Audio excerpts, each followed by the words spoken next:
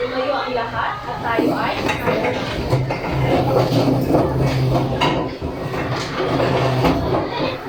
gamitin natin ang presensya ng Panginoong Diyos. Iyuko ang ulo at ipikit ang mga mata. Hear me. Hear me, Lord Jesus. I ask you to stay close by me forever.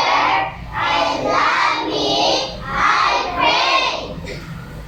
Good morning, children. Good morning, Ma'am Angge. Good morning, Ma'am Femi. Good morning, classmates. Nice to see you. Today is Thursday, March 12, 2026. Today, Thursday, Thursday, Thursday, Thursday, Thursday. Everybody happy, happy day. When the sun begins to rise, I rub and rub my sleepy eyes. I stretch my arms and then I go. Good morning, good morning, Papa, beautiful day. Good morning, good morning, good morning. The sun shines above us today. So we work and we work and we play and we play. That's the way to be happy and gay. Good morning, good morning. Good morning. magaling, manatili lang, nakatayo, at tayo ay sasayaw ng kumusta ka. Handa na ba kayo sumayaw? Mabuti kung gano'n at sabay-sabay tayo sumayaw at umawit.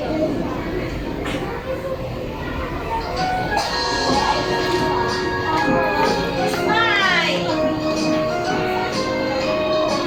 Kamusta ka? Kamusta ka?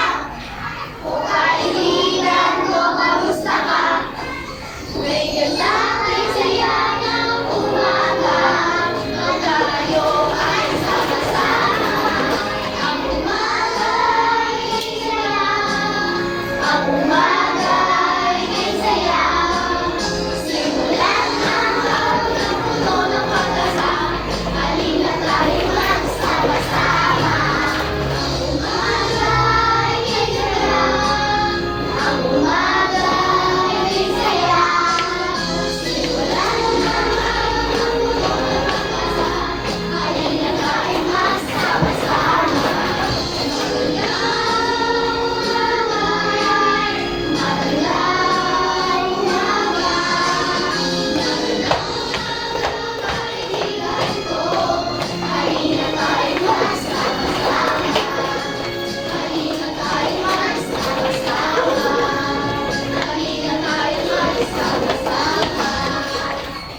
Magaling! Maaari na kayo? Oo.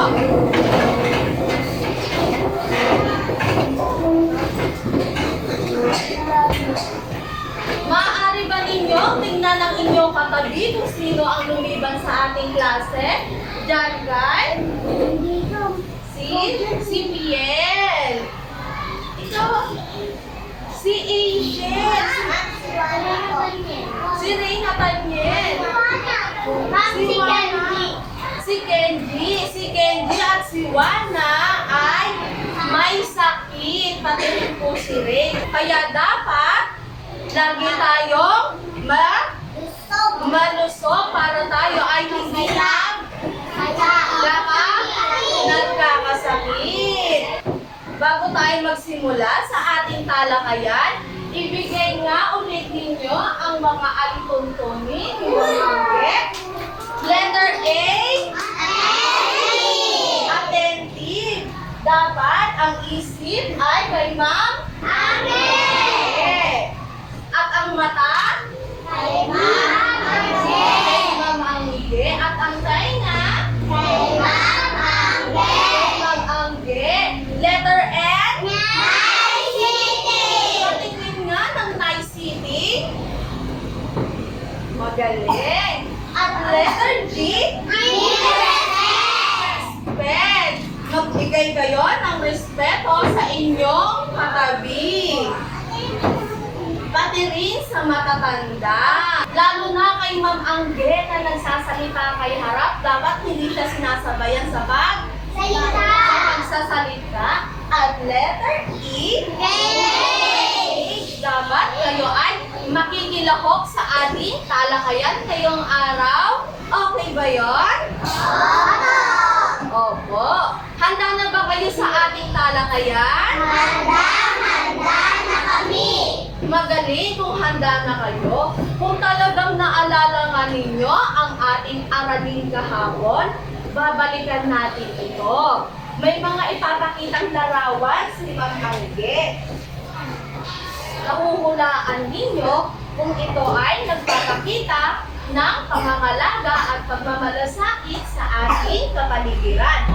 Ang inyong gagawin ay ipapalakpak ang inyong kamay kung ito ay nagpapakita ng pagmamalasakit. At ipapadyak ang paa kung ito ay hindi nagpapakita ng pagmamalasakit. Ang unang larawan na ipapakita ni Ma'am Angge, sa tingin ninyo, ito ba ay nagpapakita ng pagmamalasakit sa ating kapaligiran?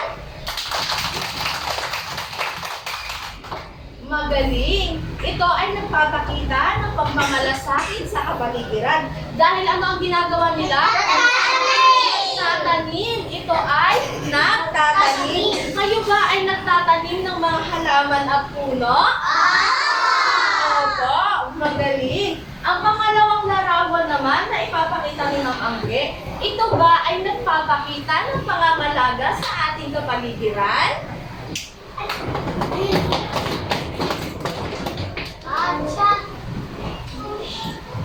Ito ay hindi tama. Ito ay Nagtatapon ka ng mga kuko sa iyo. nagtatapon naman. Tinatapon yung mga pagkain. Tinatapon yung mga yung mga isda mamamatay. Aapaw ang mga kalat sa ilog. Kaya ito ay hindi nagpapakita ng pagmamalasakit sa ating kapaligiran. Dapat linisin. Ang pangatlong larawan naman na ipapakita ni Ma'am Angge, ito ba ay nagpapakita ng pagmamalasakit sa ating kapaligiran?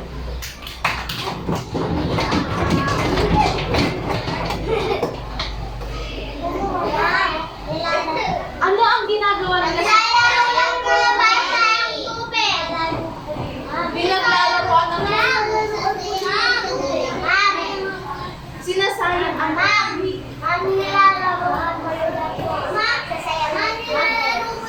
nilalaro yung tubig.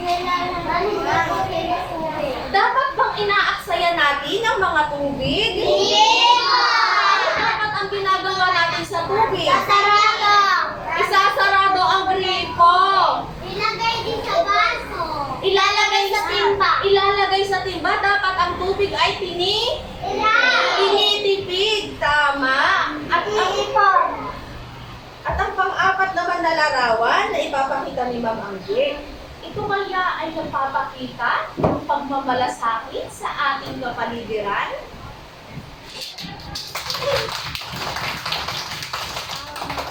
Ano ang ginagawa sa larawan? Nagwawalis? Nagpupulot ng kalat?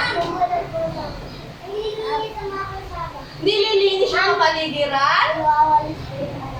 Nagwawalis yung mga mag-aaral? Sila ba ay inyong tutularan? Opo. Kayo ba ay namumulot ng mga basura?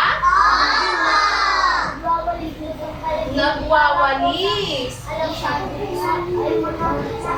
Kukuhanin yung mga plastic bottle. Magaling. Ngayon naman, ang panghuling larawan na ipapakita ni Ma'am Angge. Ito ba ay nagpapakita ng pagmamalasakit sa ating kapaligiran?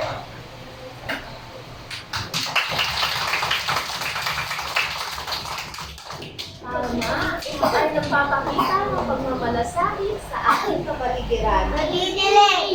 nagdidilig. Kapag tayo ay nagtatanim, dapat din natin diligan. Dahil ito rin ay may bunga at may buhay. Tama, nagbibigay ng pagkain para hindi lalaki, magaling. Ang mga pinakita natin sa larawan ay ang mga paraan ng pangangalaga sa kapaligiran.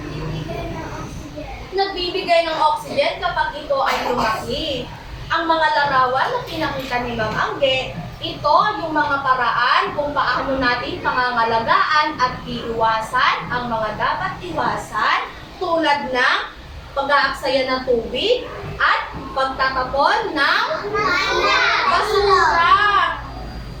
Ang dapat lang natin gawin ay alagaan ang ating kapaligiran sa pamamagitan ng paglilinis. Mahusay talaga nga inyong naintindihan ang ating aralin noong nakaraan. Ngayon naman, maglalaro tayo. Handa na ba kayo maglaro? Opo. May ipapakita si Ma'am Angge ng mga larawan sa inyo. Tatawagin natin itong 4 pigs, 1 word na may 4 na larawan na may isang salita. Hulaan ninyo kung ano ang salita na ipapakita ni Ma'am Angge na larawan. Handa na ba kayo? Sa tingin ninyo, ano ang larawan na ito? Ito ay basura. Tama, palakpakan nyo nga yung mga sarili.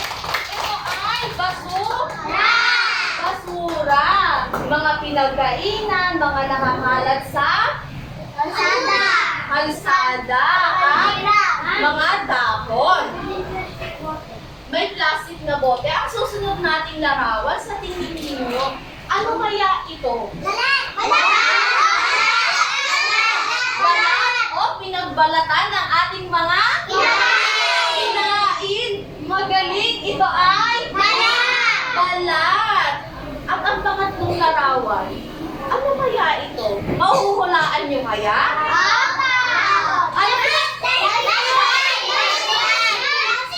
Magaling! Ito ay plastic. Yung mga plastic ba na pinagamitan ninyo? Tinatapon ninyo? Natapon sa tamang basurahan. Tatapon sa tamang basurahan? Ang apat kaya? Wala yung mga Tama! At ang pang-apat kaya na larawan, ano kaya ito?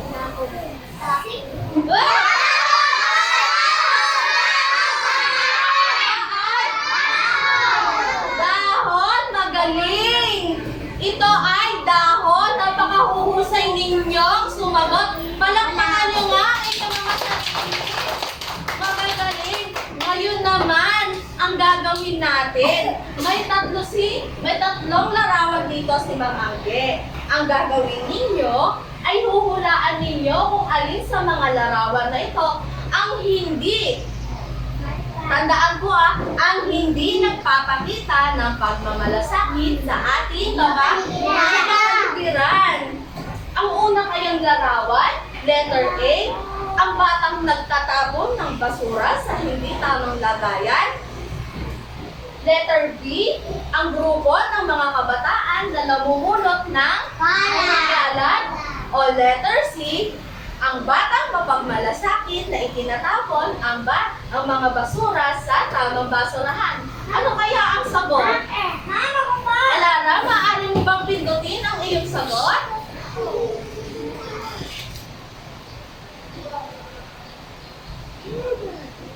Magaling! Letter A, palakpakan nyo. Sige, ilakay.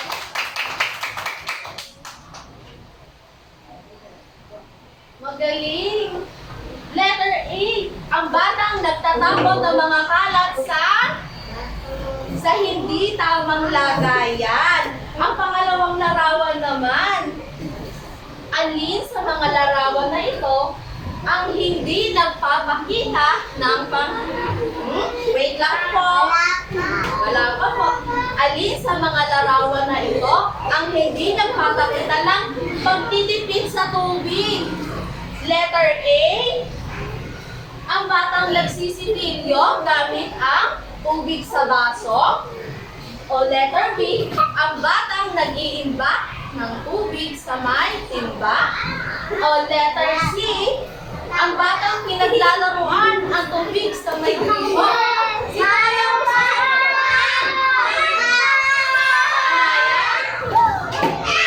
Pigutin mo ang iyong salon. Letter C, magaling palakpakan ninyo si Anaya. Anaya ko ng tennis. Magaling, letter C.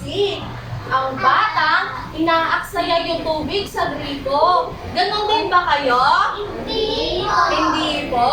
Magaling kung hindi. Ngayon naman, gusto niyo bang marinig magkwento si Ma'am Angge? Opo. Gusto niyo bang marinig ang magandang kwento ni Ma'am Angge? Handa na ba kayo? Handa na kami! Magaling kung kayo ay handa na. Ipakita nyo nga kay Ma'am Angge ang nice sitting. Ipakita nyo nga kay Ma'am Angge ang attentive. Saan ang mata? Saan ang tainga? Magaling kung kay Ma'am Angge lang nakatuon ang inyong atensyon. Pero bago ang lahat, may iiwang katanungan si Ma'am Angge na ating sasagutan kapag natapos ang ating kwento. Ang unang tanong, ano ang pamagat ng ating kwento at tungkol saan ito? Ang pangalawang tanong, sino-sino ang pangunahing huwet at pangunahing tauhan sa ating kwento? At ang pangatlo ay ano ang pagkakaiba ni bulok at ni tibay? At ang pang-apat, bakit daw kailangan paghiwalayin ang nabubulok at di nabubulok? At ang pang-lima, ano ang maaaring mangyari sa ating pamayanan kung ang lahat ng tao ay nagtatapon ng basura sa tamang basurahan? Magaling! Ngayon naman, magbabasa na si Ma'am Angge ng kwento. Ano dapat gagawin kapag nagbabasa ng kwento? Tahimik! Tahimik at ikinig. Patingin ng nice sitting. Sa akin ang tingin. Sa akin ang tingin. Ang pamagat ng ating kwento, si Bulok at si Tibay sa bakuran ni Ben. Sulat ni Ma'am Angelica D.C. Tagudin. Ang balat ng mangga, saging, dahon, at itlog ay nabubulok. Sabi ni Bulok, ako ay nabubulok. Tulad ng itlog, saging, mga dahon, at tirang pagkain. Kami ay nagiging pataba sa lupa. Ngumiti si Ben. Kaya pala nakakatulong kayo sa mga halaman para lumaki at tumubo ang mga ito. Ang plastic, lata, bote ay hindi agad nasisira at matagal bago mabulok. Sabi ni Tibay, kung ilalagay mo ako kung saan-saan, maaari akong makasira sa kalikasan. Tama. Dagdag ni Ben, nalungkot siya. Naku! Ito si Ben. Naku! Ayun, sabi ni Ben, naku, dapat pala kitang ilagay sa tama mong lalagyan para hindi ka makasira sa kalikasan. Magaling. Kuya Jankay? Ngayon naman, ang ginawa ni Ben. Kumuha si Ben ng dalawang basurahan. Ang pula ay para sa at ang berde ay para sa nabubulok. Magaling mga bata. Masayang inilagay ni Ben si bulok sa kulay berde. At si Tibay sa kulay kulay pula. Upang maging malinis ang ating pamayanan. Natutuhan ni Ben na paghiwalayin si bulok at si Tibay. Magaling. Masaya si Ben sa tamang paghihiwalay ng mga basura. Nakakatulong pala si bulok sa lupa at halaman. Sabi niya, at si Tibay naman dapat palang ilagay sa tamang lagayan nang hindi nakakasira sa ating kalikasan upang ang ating pamayanan ay maging masaya, malusog, at malinis. Magaling. At dyan nagtatapos ang ating kwento. Naiintindihan ba mga bata? Ngayon naman, babalikan natin ang iniwang mga katanungan ni Ma'am Angge. Ano ang pamagat ng ating kwento? Si Ben at si Bulok at si Tibay sa bakuran ni Ben. Ang pangalawang tanong naman, sino ang pangunahing tauhan sa ating kwento? Si Ben? Si Bulok? Si Tibay? Sino pa yung isa? Si Bulok? Si Tibay? Magaling. At ang pangatlo naman, ano daw ang pagkakaiba ni Bulok at ni Tibay, Margo? Tama, si Bulok ay nabubulok. Si Tibay ay nabubulok. Magaling. Ang pang-apat naman na tanong, bakit kailangan daw paghiwalayin ni Ben ang nabubulok at di nabubulok na basura? Itaas ang kamay. Itaas ang kamay ng nais na magot. Itaas ang kamay. Itaas at iwagayway. Atina?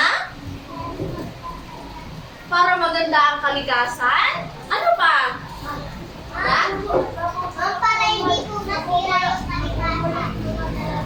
Mabubulok daw silang dalawa dahil kapag pinagsama natin si Bulok at si Tibay, maganda ba itong tignan? Hindi po.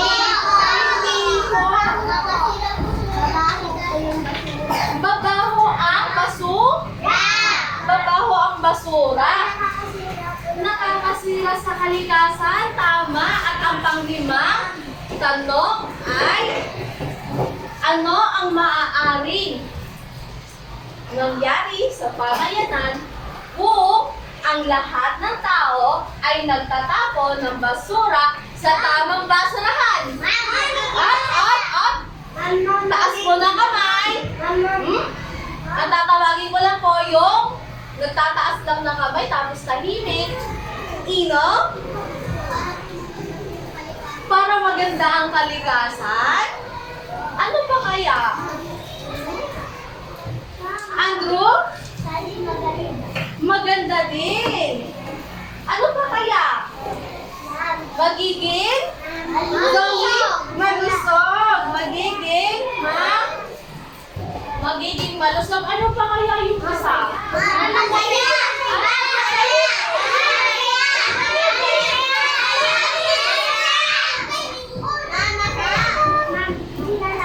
Masaya. Magaling. Ang ating pamayanan, kapag inalagaan natin ang ating kalikasan, ito ay magiging malinis, malusog, at masayang pamayanan. Palakpakan nyo nga ang inyong mga sarili. Magaling! Mula mula sa kwentong ating tinalakay. Makinig po dito. Mula po sa ating kwentong tinalakay, meron si Ma'am Angge na Mr. Trash Bag dito. Ano yung tsura ni Mr. Trash Bag? Malungkot. Dahil mula sa kwento ating binasa, si Mr. Trash Bag ay punong-puno siya ng mga basura. Magkakasama yung mga basura dito. Ngayon naman, may dalawang basurahan si Ma'am Angge dito. Ang, ano to? Hindi na bulong. Ang gagawin natin ay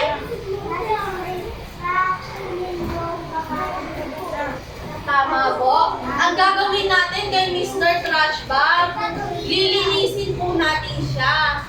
Lilinisin po natin si Mr. Trash Bag. Aalisin natin lahat ng nabubulok at hindi nabubulok. Paghihiwalayin po natin sila. Di ba, Kuya Gio? Anong ginagawa natin kapag pinaghihiwalay natin yung basura? Dapat malinis ang ating mga susuot dapat tayo ng gloves.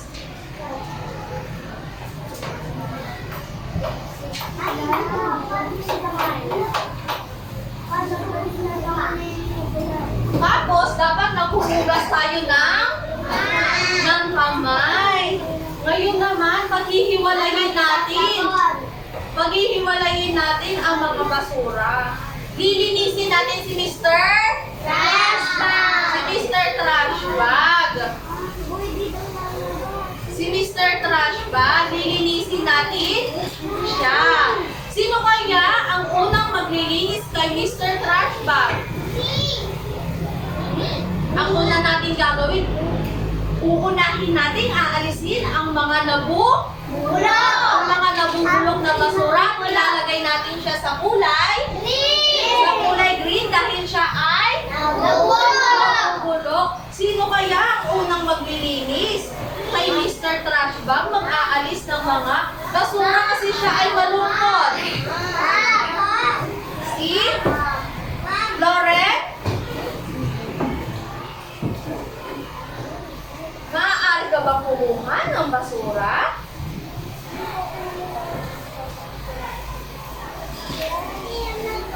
Ano ang nakuhang basura ni Lauren?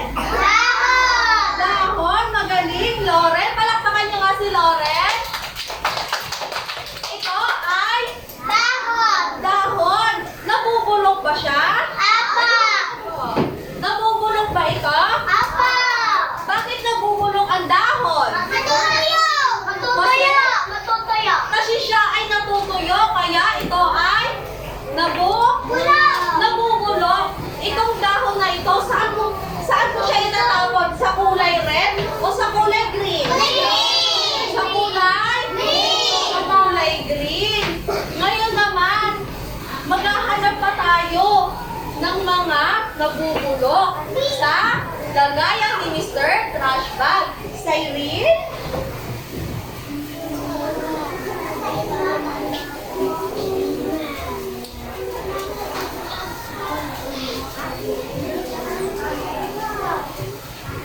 Ano ito? Dahon? Balat. Ito ay? Magaling, palakpakan nyo nga si Lauren. Ito ay? Balat ng? Mabango. Ito ay balat ng? Kumakain na kayo ng mangga? Ano ginagawa niyo sa balat ng mangga? Tinatapon niyo ba doon sa labas? Hindi pa! Tinatapon ninyo sa hindi nabubulok? Opo? Hindi Ano pa! yung gagawin?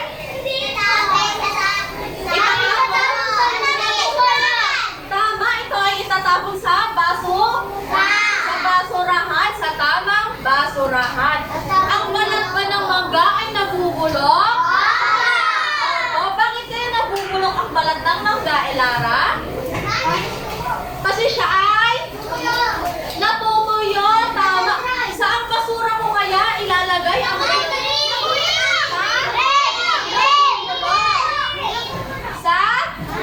sa kulay? Sa nabubulok.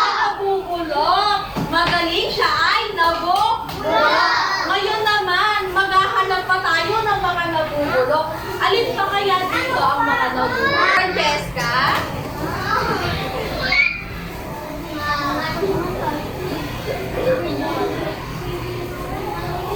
Ito ay?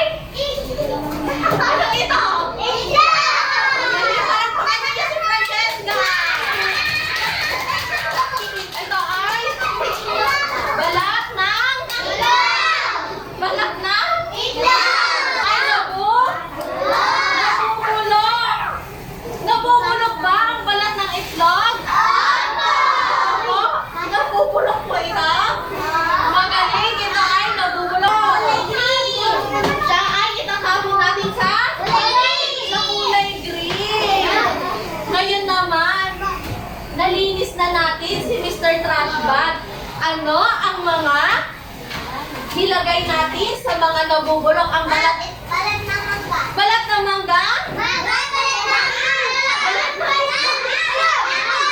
Dahon? Balat ng mangga? Meron pang isa. Dahon, tama. Ngayon, nailagay na natin ang mga nabubulok sa tama nitong lagayan. Nabubulok na basura tulad ng dahon, balat ng saging, balat ng mangga, itlog, dahon. Dahil sila ay nabubulok, sila ay nakakatulong sa ating mga halaman at kung sila ay nagiging pataba, di ba Zoe? Nagiging pataba sila, di ba? Ang mga nabubulok ay sila yung mga bagay na pag dumating yung panahon ay kusa itong nawawala. Naiintindihan po ba? Eyes on me. Arms on your desk. Nice sitting. Rule number 1. Rule number 2, Marga. Rule number 3, Gio. Listen to teacher. Nailagay na natin ang mga nabubulok sa tama nitong Ngayon naman, ang gagawin natin, si Tibay naman, ilalagay natin sa tama nitong lagayan. Si Tibay naman ang aalisin natin kay Mr. Trash Bag. Sino kaya ang mabait na bata? Ano?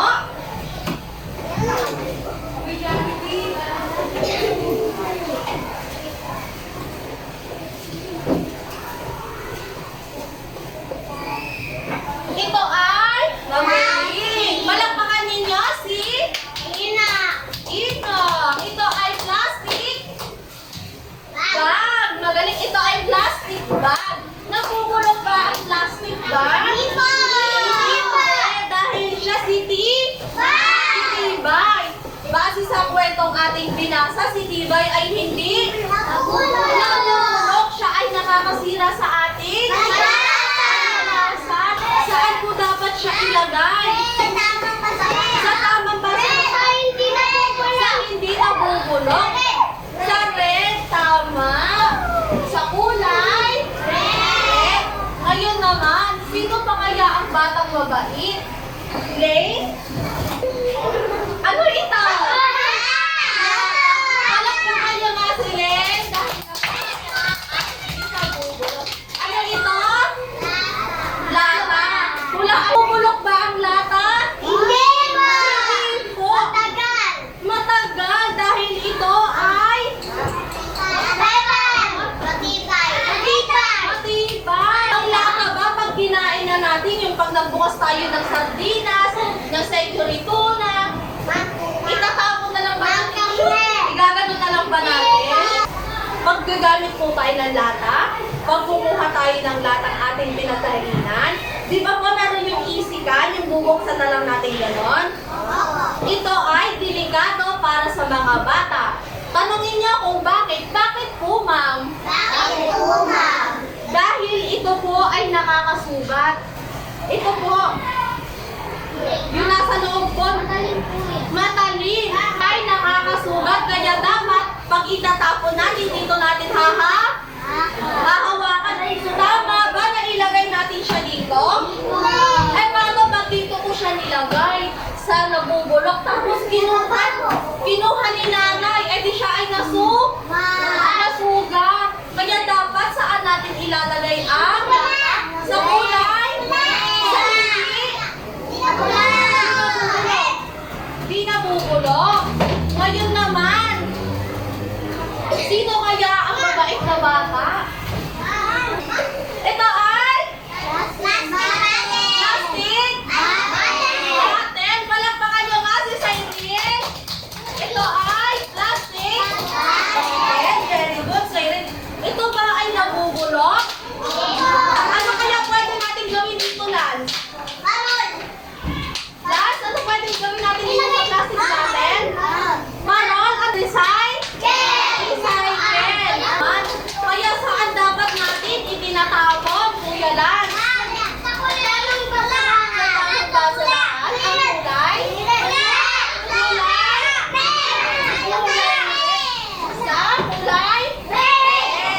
Ngayon naman, nalinis na natin si Mr. Trash Bag. Kaya siya ay masaya.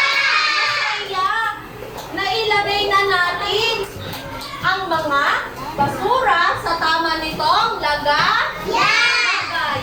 Ang kulay green ay para sa nabubulok. Kuya Kyle, ang red para sa hindi nabubulok. Tandaan natin, Ate Lara, tandaan natin mabuti, hindi lahat ng kulay green na nakikita natin sa daan o sa paligid or kulay pula ay sila ay nabubulok at inabubulok. Meron din pong ibang kulay. Ibang kulay. Blue, ano pa? Yellow. Red. Green. Pag may nakikiting babasahin natin ang nakasulat, kung ito ba ay may nakasulat na nabubulok at hindi nabubulok. Ngayon naman, natandaan po ba ninyo ang ating pinag-aralan ngayong araw? Opo. Ang pinag-aralan natin ngayong araw ay basura tungkol saan? Kay Ben, sa nabubulok at hindi nabubulok. Po ba alam ninyo na ilagay ang mga nabubulok at hindi nabubulok? Palakpakan nyo nga ang inyong mga sarili. Ano naman ang inyong natutuhan sa ating kwento? Magpulot ng kalat. Naiintindihan po ba ang ating talangayan? Bilang bata na kagaya ninyo, paano ninyo pangangalagaan ang ating kapaligiran? Lara? Lilinisin? Magpulot ng kalat? Para maganda ang kapaligiran, ang pangangalaga sa ating kapaligiran ay tungo sa malinis, malusog, at masayang pamayanan. Naiintindihan po ba ang ating talakayan? Ayun naman, tayo ay maglalaro. Hahatiin mo ngayon sa dalawang grupo. Ang group 1 ay para sa hindi nabubulok dahil kayo ay taas niyo yung wristband nyo. Dahil kayo ay di nabubulok. At ang group 2 naman ay kulay hindi nabubulok. Ang gagawin ninyo, pupulot kayo ng mga basura base sa inyong kulay. Sa inyong wristband. Ano ang pupulutin ng kulay pula? Hindi nabubulok. At ano ang pupulutin ng kulay nabubulok? Saan natin siya ilalagay? Sa basurahan. Handa na ba kayo? Handa na kami. Pamilya tayo may gloves ay para maging mali. Pagkatapos ay maghuhug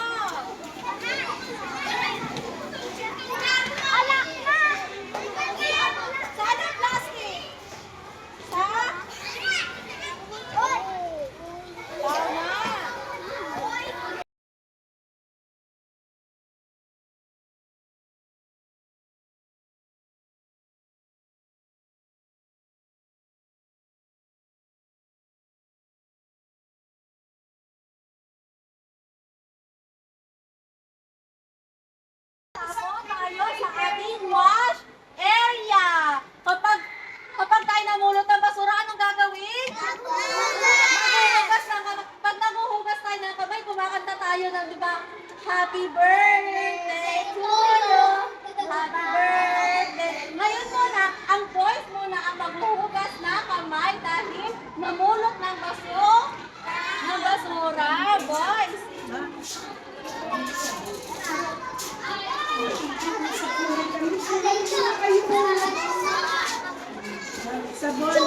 Sabon yung kamay, ma.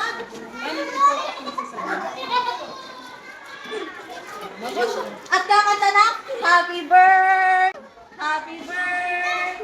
to you. Mag-share. Mag-share sa may wa.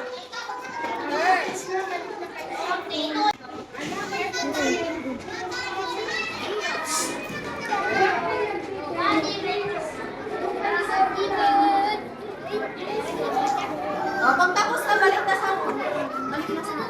O, balik na sa room pag tapos na. Okay lang ba mabasa?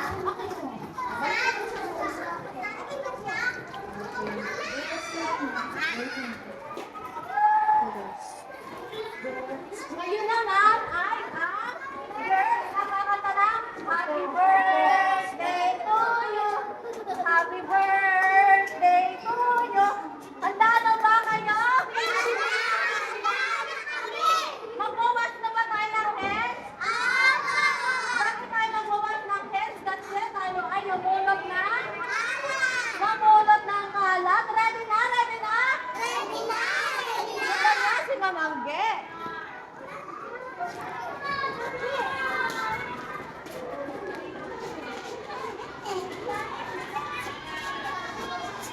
Mag-share sa my wa.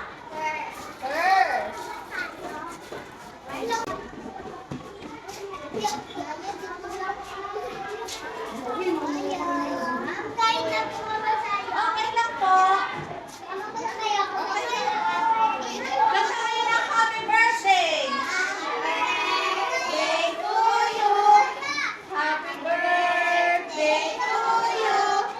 Happy birthday. Happy birthday. Anong gagawin kapag namulot lunch ng basura? Diba dapat nating hugasan ang ating mga kamay? Tama, para maalis yung germs. Diba sa Isaiah? Para maalis yung para hindi para hindi naiintindihan po ba ang ating aralin? Naman, gagawa tayo ng inyong activity. Panuto, Lexi. Ang panuto ay isulat sa patlang kung saang basurahan ilalagay ang basura. Ang ilalagay ninyo kung ito ba ay nabubulok, di nabubulok. Naiintindihan po ba?